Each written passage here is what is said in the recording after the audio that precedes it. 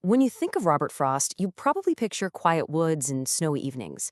But a roadside stand? This one's different. It's raw. It's about this painful, awkward crash between two completely different worlds.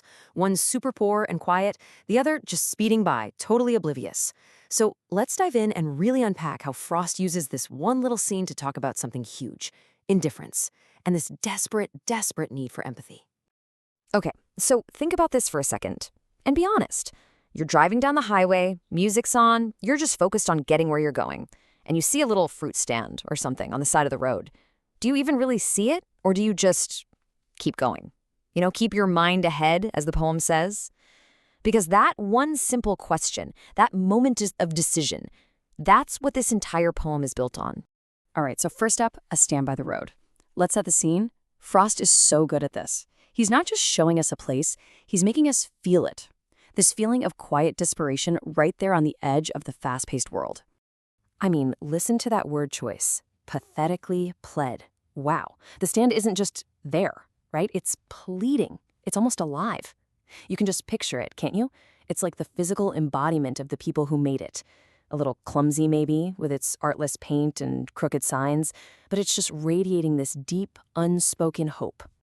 And this is a really important point Frost makes right off the bat. These folks are not asking for a handout, not for a dole of bread. They have things to sell, wild berries, squash. They're looking for a transaction, a fair exchange. It's all about dignity, about earning a living, not just getting charity. Okay, next up, the unheard plea. Because it turns out this is about way more than just selling some fruit.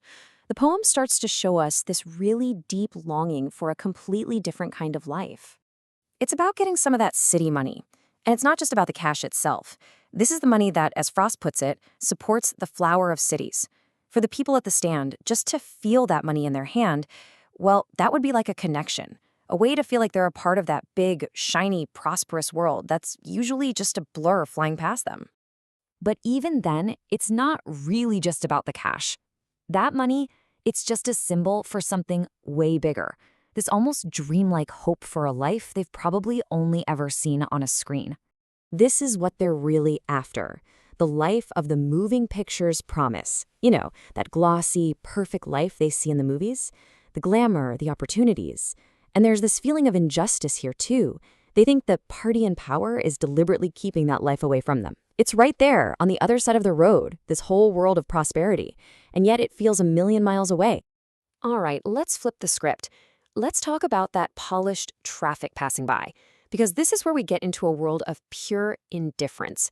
Frost shows us that the people in the cars aren't just unaware, some of them are actually annoyed that the stand is even there. And the contrast here is just wild. Look at this.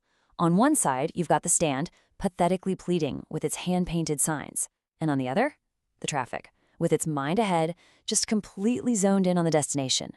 And on the rare occasion they do notice the stand, what happens? They get out of sorts. They actually complain that this little stand has marred the landscape. Can you believe that? The disconnect is just massive.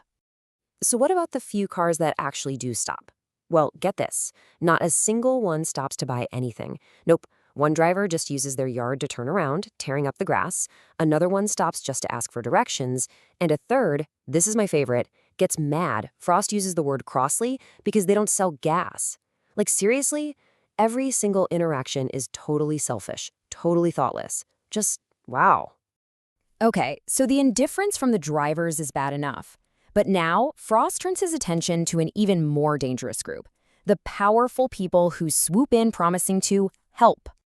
I mean, just listen to this phrase, beneficent beasts of prey. That is some of Frost's most cutting language right there. Beneficent, meaning kind or charitable, beasts of prey, predators. He's talking about these greedy good doers, politicians, developers, social planners, who promise they're going to save these people, but really, they're just circling like vultures, looking to control them. So what are these amazing benefits they're offering? Well, they plan to move everyone into these new villages, right next to the movie theater and the store. Sounds nice, right? But what's the catch? They're really being taught not to think for themselves anymore. They're being soothed out of their wits, basically numbed into dependency. They're even taught to sleep all day, which just destroys their whole natural rhythm of working and living. It's a rescue that's really just another form of ruin. And this brings us to the final part of the poem, where things get really personal.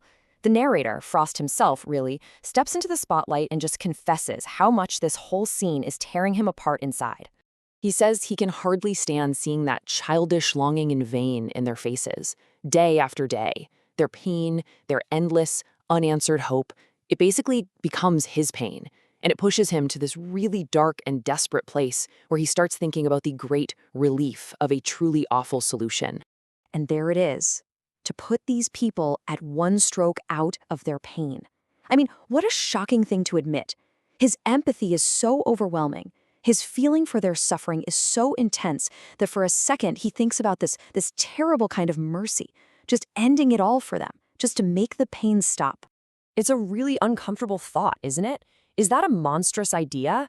Or is it, in some twisted way, the deepest form of empathy, feeling someone's pain so much you'd do anything to stop it?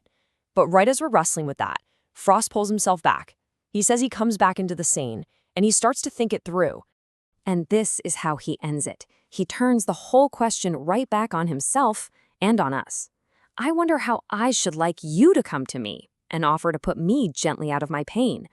Suddenly he sees the arrogance, the horror in his own thought, and it leaves us with this huge question. What is real empathy? Is it just feeling sorry for someone? Or is it something harder? Is it about recognizing our shared humanity and actually trying to find a real solution instead of just wishing the problem and the people would just go away?